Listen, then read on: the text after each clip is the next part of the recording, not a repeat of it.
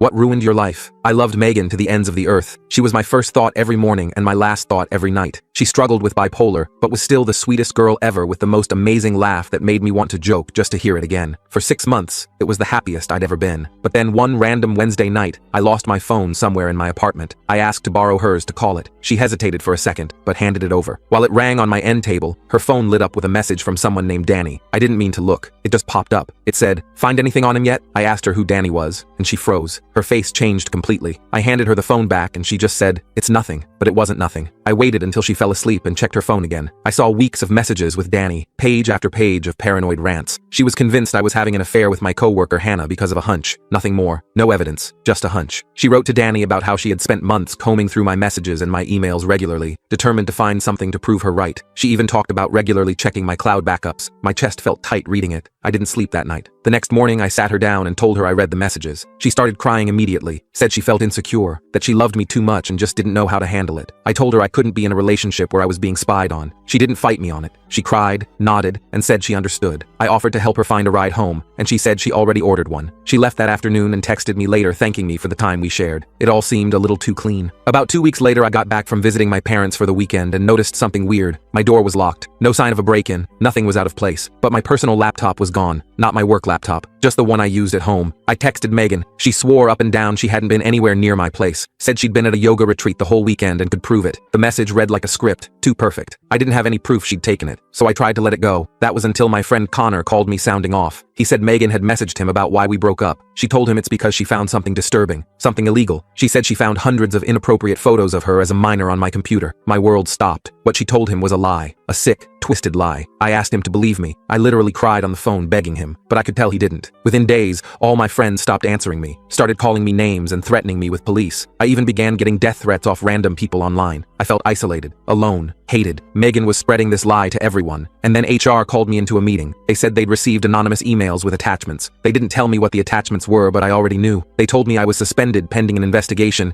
and I needed to surrender my devices. That night, 2 detectives came to my apartment with a warrant. They took every device I owned. I tried telling them my ex was setting me up, but they refused to even look at me. Afterwards, I did the only thing I could think of. I got a lawyer, a cheap one, the only one I could afford. The first thing he told me was to cooperate fully, and even though I listened to him, it didn't matter, because a week later, he called me. He'd gotten a heads up from the detective that seized my devices. They had found images in a hidden folder on my work laptop, images of Megan when she was 13, and they were pressing charges. My world stopped. I felt like I couldn't breathe. Megan had somehow transferred the files over to my work laptop. I had no idea how, but it didn't matter. My life was crumbling. And before I knew it, officers were at my doorstep, bringing me in for questioning. I couldn't tell you what happened to me next here. The full story is on my channel and linked below.